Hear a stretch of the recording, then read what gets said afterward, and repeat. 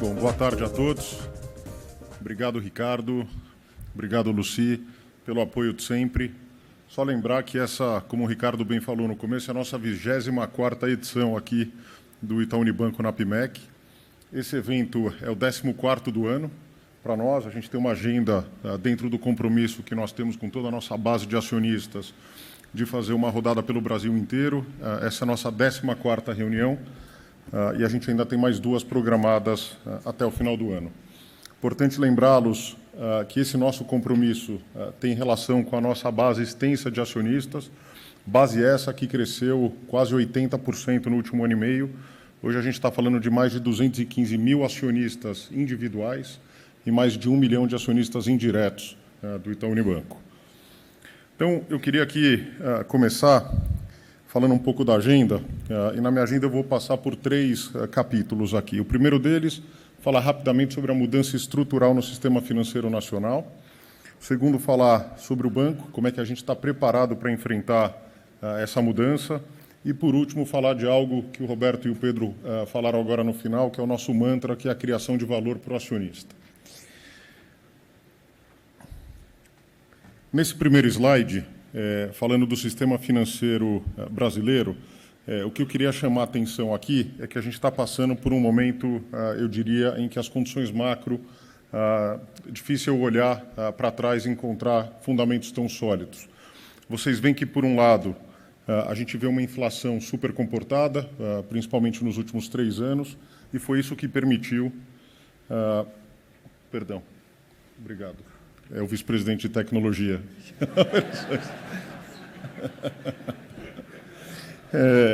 E é essa inflação controlada que tem permitido uma redução na taxa de juros, que a gente tem observado por volta de 6%, e com uma perspectiva de redução até o final do ano, a gente projeta algo como 5%.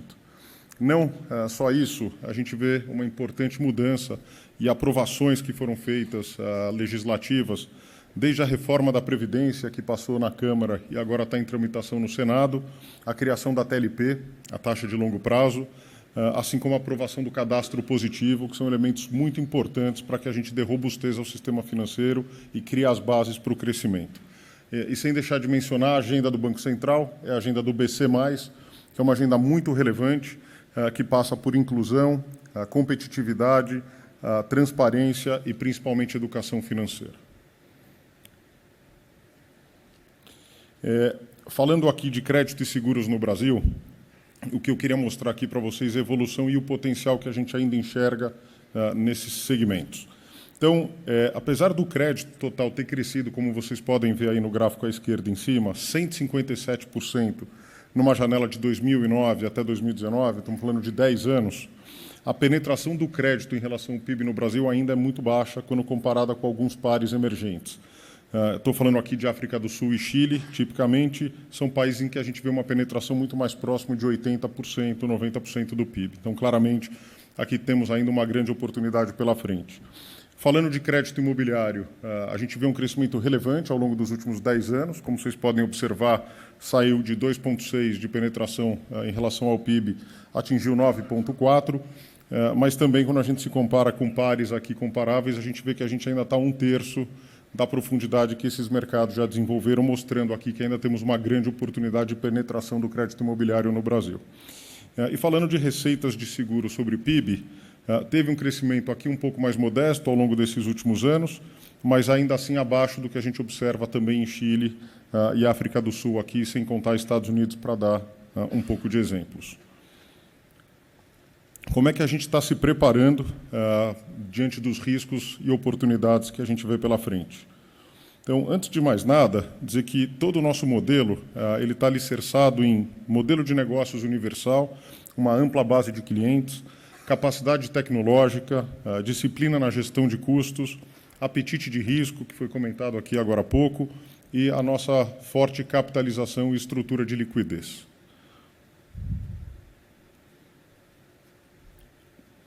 Começando pelo modelo de negócios, o que eu gosto de enfatizar nesse slide, primeiro é que o banco é um banco universal, é um banco múltiplo, né, que atua nas mais diversas áreas, segmentos com as mais diversas ofertas de produtos. Quer dizer, o nosso resultado não vem apenas de um produto ou serviço. Crédito e serviço se complementam, né? A nossa visão sempre é uma visão cliente, no final do dia. Então, o relacionamento para nós e como a gente se relaciona com os mais diversos produtos é fundamental na nossa estratégia.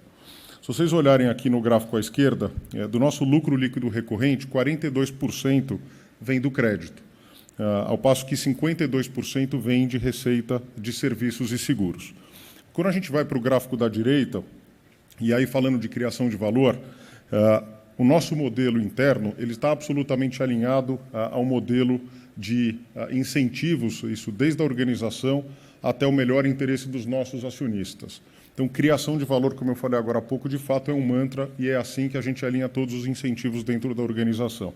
Vocês podem ver aqui, dos 6,1 bilhões de reais que a gente teve de resultado no período, 77% de criação de valor, 77% dela veio de resultado de serviços e seguros, porque são produtos que chamam naturalmente muito menos capital.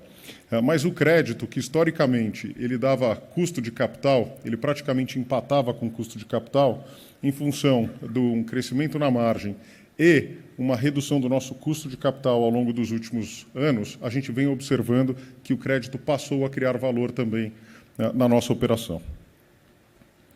Quando eu falo de Banco Universal, eu queria chamar a atenção aqui que nós estamos segmentados tanto na pessoa física como na pessoa jurídica para ter no centro e atender da melhor forma possível os nossos 55 milhões de clientes.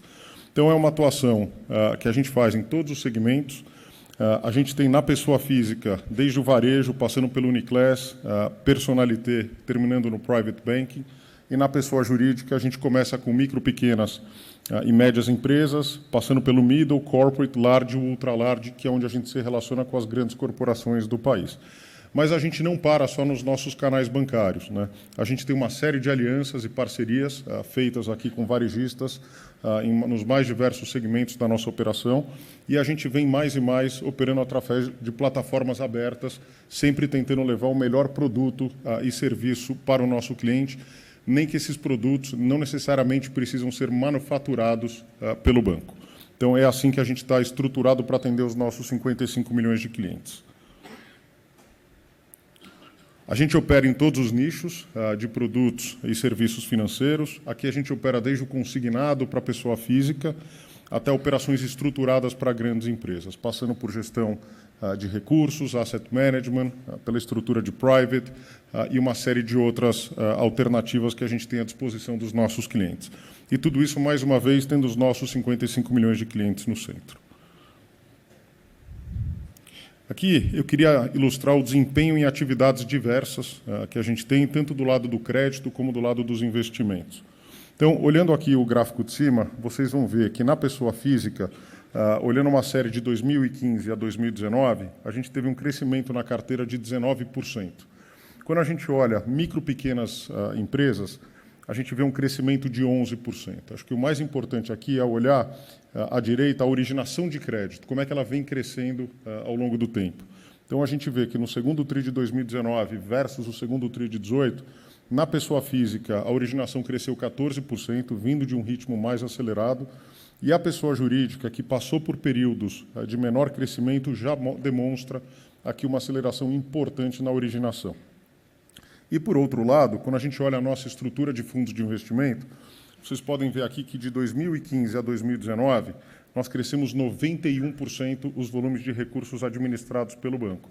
E o que eu chamo a atenção aqui nesse slide é que, se vocês olharem o que é a nossa plataforma aberta, mais uma vez, sempre olhando na visão do cliente, qual é o produto que o cliente quer comprar, ainda que seja um depósito, um CDB de um outro banco, um fundo de uma outra casa, essa plataforma aberta hoje já tem, sob a administração do banco, 155 bilhões de reais em recursos e um crescimento de 49% olhando os últimos 12 meses.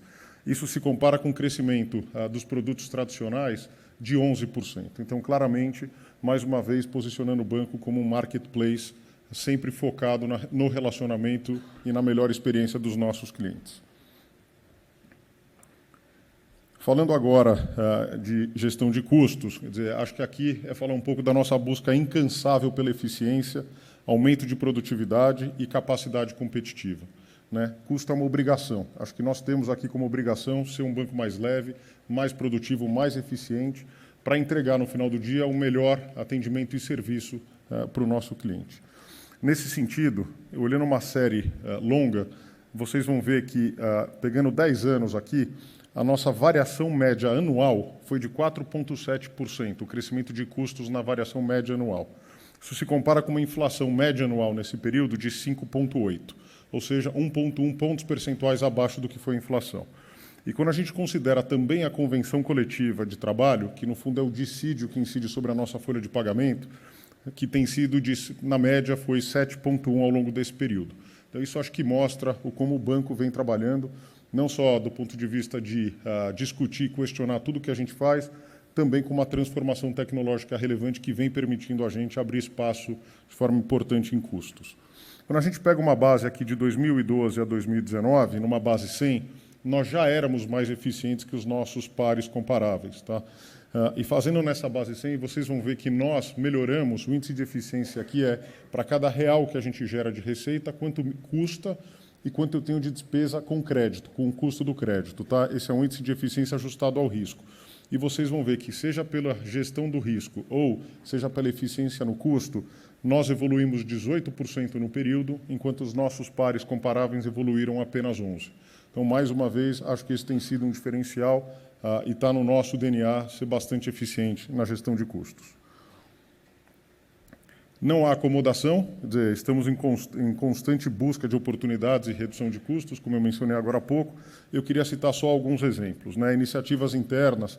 Primeiro, a gente divulgou para o mercado, no nosso último call, um programa de desligamento voluntário, né? Esse programa ele tem dois grandes objetivos. O objetivo número 1 é permitir para que funcionários de determinadas categorias tenham o conforto de fazer uma transição suave de carreira.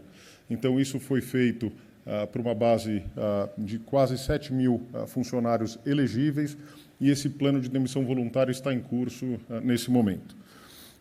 Por outro lado, a gente consegue ajustar a nossa estrutura na medida em que a gente vê uma evolução, não só do mercado, como a transformação tecnológica que a gente tem produzido, que permite espaço para a gente fazer ajustes no quadro, como eu acabo de comentar aqui agora, né? Olhando aqui do lado direito, a gente roda hoje 1.500 funcionários abaixo do que a gente rodava em junho de 2018. Ou seja, um ano depois, a gente vem rodando abaixo. Isso é sem considerar os efeitos do PDV, que até o presente momento vem dentro das nossas expectativas, eu diria, inclusive, que acima das nossas expectativas, que é um percentual de adesão em relação aos 7 mil elegíveis, tá? Além disso, a gente tem feito revisões de processos, otimização de gastos, mobilização da gestão, campanhas internas de engajamento, em que o Cândido aqui passa mensagens muito claras para toda a organização da importância da gente lidar com custos e fortalecendo ainda mais a nossa atitude de dono. E na parte de agências, como vocês podem ver aqui no quadro abaixo à direita, nós também tivemos uma boa oportunidade, eu diria, nesse primeiro semestre, fruto de uma evolução tecnológica, fruto de uma percepção dos nossos clientes, na medida em que essas agências deixam de ser relevantes no relacionamento com os nossos clientes. Então, a gente encontrou uma oportunidade, fechamos aproximadamente 200 agências, dentro de uma dinâmica constante aqui de revisão do nosso footprint, da nossa distribuição geográfica. Aqui eu acho que é super importante falar de capacidade tecnológica. Eu vou deixar para o André e depois o Schettini falarem um pouco mais sobre a nossa estratégia digital, mas a pergunta que sempre vem para a mesa é, com toda essa disciplina que vocês têm de custos ao longo desses anos todos, como é que vocês têm tratado a tecnologia? Quer dizer, vocês olham para a tecnologia como um custo ou como investimento? E, no fundo, eu acho que esse slide mostra bem como é que a gente lida com a tecnologia. A tecnologia para o banco é investimento. Então, se vocês olharem essa série de 2016 a 2019, numa base 100, o custo cresce 11% no período, enquanto os investimentos em tecnologia crescem 60%. Se vocês perguntarem para o André qual que é o orçamento e como é que ele vê os investimentos vindo para frente, ele vai dizer para vocês que a gente investe entre 20% a 25% todos os anos mais em tecnologia, né? E é isso que vai permitir a gente passar por toda essa transformação que já foi comentada aqui e que a gente possa, de fato, entregar a melhor experiência para os nossos clientes lá na frente. E é o que vai abrir espaço e oportunidade na nossa gestão de custos, eficiência e produtividade. Apetite de risco. Aqui a mensagem que eu gostaria de passar, e reforçando um dos pontos que também foi respondido aqui pelo Pedro e pelo Roberto, quer dizer, a gente só voltando um pouquinho, o nosso arcabouço de apetite de risco, ele é super rigoroso, né? É um arcabouço que vem definido pelo Conselho, quer dizer, já há alguns anos a gente vem praticando e a gente tem um apetite acompanhado pelo Conselho, mas que também é acompanhado pela administração. Então, a gente tem os níveis de riscos os mais diferentes possíveis. Que tipo de risco a gente está falando aqui? A gente está falando de risco de crédito, risco de mercado, risco operacional, risco reputacional, a gente está falando de capital, a gente está falando de todos os riscos que são naturais da nossa operação. Então, é uma disciplina enorme, a gente fala de liquidez, e o que eu vou focar aqui rapidamente nos próximos slides é falar um pouco do que tem sido a nossa gestão de risco no varejo e no atacado na sequência. Tá? Começando aqui pelo varejo, então, acho que se vocês olharem aqui, desde 2012, o banco fez um reposicionamento importante no apetite de risco do varejo. Não só definindo métricas claras, modelos claros, como políticas muito claras de até onde a gente está disposto a ir do ponto de vista de risco. Evidente que esse é um apetite dinâmico, né? Não são só variáveis definidas por nós, tem variáveis de mercado que influenciam esse apetite. De qualquer forma, se vocês olharem o efeito na carteira, de 2012 a 2019, quer dizer, a gente concentrou e focou em produtos de menor risco. Então, um crescimento importante do consignado, um crescimento importante de crédito imobiliário também, que foram os dois produtos que mais cresceram nesse período. E aí a pergunta que vem, poxa, mas cartão de crédito também aumenta a penetração, né? E a nossa visão aqui é que nós, há muitos anos, a gente tem sido líder no mercado de cartões. Somos o maior emissor do Brasil, não só pela nossa capacidade de distribuir o produto na nossa rede de agências, como também nas várias parcerias que a gente tem com os principais varejistas no Brasil e também acessando o mercado diretamente. E este é um produto que, para nós, é super importante, porque ele é um produto de relacionamento. É o produto onde a gente, de fato, tem um ponto de contato mais frequente com os nossos clientes. Então, em função deste tamanho, do nosso conhecimento do portfólio, é que a gente vem crescendo a carteira de cartões. E quando a gente olha o resultado dessa estratégia, medido em atraso acima de 90 dias, vocês vão ver que em 2012 a gente tinha um atraso, né, carteira vencida há mais de 90 dias, de 7,3% da carteira, e, ao final de 2019, a gente está em 4,5%. Então, aqui uma evolução de 2,8 pontos percentuais no período, mostrando quão correta foi a nossa estratégia de mudança de mix. Já no atacado, eu acho que todos conhecem, quer dizer, é um segmento que sofreu mais nos últimos anos, principalmente em 2015 e 2016. Nós fizemos também uma revisão fundamental aqui do nosso apetite, passando por uma ressegmentação dos clientes, gestão de portfólio com limites máximos setoriais, olhando cluster a cluster, setor a setor e definindo limites. Redução da concentração de devedores. Vocês podem ver aqui à direita embaixo que vocês, olhando de 2012 a junho de 2019, houve de fato uma redução dos principais devedores do banco, tá? Sobre o total da carteira. Desde o maior até os 50 maiores, isso de novo dentro de uma estratégia de uma gestão de portfólio bastante focada.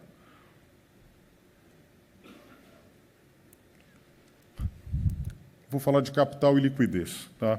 Capital, quando vocês veem aqui 13,5 na coluna esquerda, importante olhar dentro da barra que a gente tem o que a gente chama de mínimo regulatório e o buffer, que é o colchão regulatório definido dado a relevância do Itaú no sistema financeiro. Então, o nosso mínimo regulatório é de 9,5. De 9,5 a 13,5 é um colchão definido pelo Conselho de Administração, que é o nosso apetite para fins de capital nível 1. Tá? Como é que está esse capital hoje em dia? A gente opera 14,9, quer dizer, números de junho de 2019, composto 13,6, que basicamente já é o mínimo que a gente precisa dentro do apetite, composto por capital principal, ações e dinheiro. Tá? E a gente também tem um capital complementar, que é o Additional Tier 1, que são dívidas perpétuas emitidas no mercado, papéis esses que foram emitidos tanto no mercado internacional como no mercado doméstico. E a nossa disciplina aqui de capital e o que foi definido é distribuir tudo aquilo que excede os 13,5 verificados em dezembro do ano anterior, levando em consideração o crescimento esperado do banco, olhando para frente, eventuais mudanças regulatórias, eventuais fusões e aquisições que possam surgir, né, e basicamente como é que os créditos e o crescimento da carteira está impactando esse consumo de capital. Como é que a gente faz isso? Vocês devem se lembrar que em 2017 foi aqui na PMEC a gente definiu uma política clara de distribuição de dividendos. Ela tem duas variáveis muito relevantes. Na linha, vocês vão ver o ROI, que é a lucratividade do banco, medido por ROI. Quanto maior o lucro, maior a geração de capital, naturalmente, mas isso depende da coluna, que é o 5, 10 e 15, que é o consumo de capital que a gente tem pelos ativos que estão no balanço do banco. Quanto maior o consumo de capital e menor a rentabilidade, menor é o pagamento de dividendos, com um piso regulatório de 35%.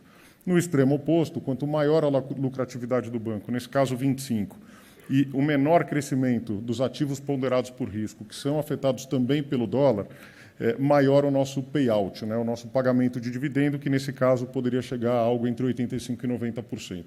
E é em cima disso que a gente guia toda a nossa gestão de capital e a nossa política de distribuição de dividendos.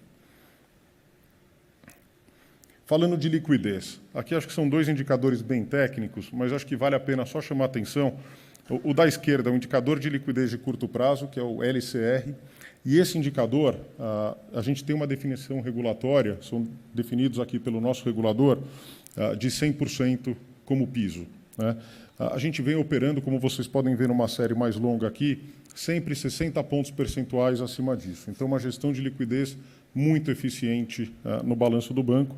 E quando a gente olha os indicadores de longo prazo, vocês vão ver que a gente roda 20 pontos percentuais o mínimo regulatório. Então, o banco tem uma sólida situação de liquidez muito robusta, que é o que nos permite não só ser competitivo na ponta, crescer os nossos créditos, as nossas carteiras, e ter uma política sustentável, eu diria, de dividendos. Funding diversificado. A principal mensagem aqui é olhar um pouco como é a característica da distribuição do nosso funding. Primeiro, mostrar que 78% do nosso funding, quer dizer, dos nossos passivos, eles vêm do varejo, né, o que é super importante porque ele é super atomizado, super granular, e isso facilita muito a nossa gestão de liquidez. 44% depósito de poupança, 30% em depósito ao prazo, 20% em depósito à vista e 6% em letras financeiras. E este funding, estatisticamente, ele tem um duration médio de 3 anos, né? Em alguns casos até mais, portanto, é um funding bastante estável.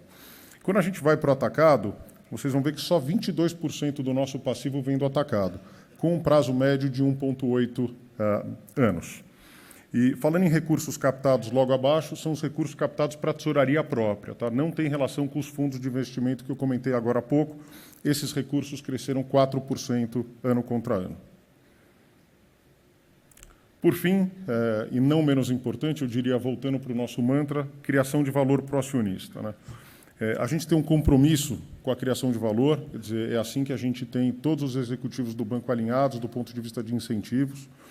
Se vocês olharem uma série longa aqui, de 10 anos, vocês vão ver que a nossa rentabilidade média nessa série foi de 22%, enquanto a gente observa um custo de capital que até 2016 ficou entre 16% e 17%, e a gente vê uma redução relevante aí nos últimos anos, chegando a 13% no primeiro semestre de 2019, e a gente já observa uma leve redução para o segundo semestre, já na casa dos 12,5%.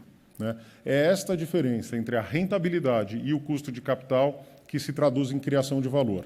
Então, se vocês olharem nessa mesma série de 10 anos, vão observar que em todos os anos o banco cria valor, ou seja, gera resultado acima do custo de capital de vocês, acionistas.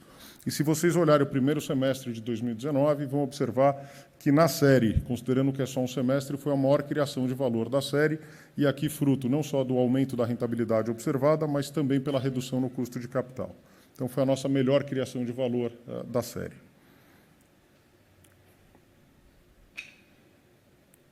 Dividendos. Falei agora há pouco sobre a nossa política. Vamos olhar o que aconteceu, principalmente em 17 e 18, foi quando a gente definiu essa nova política de dividendos.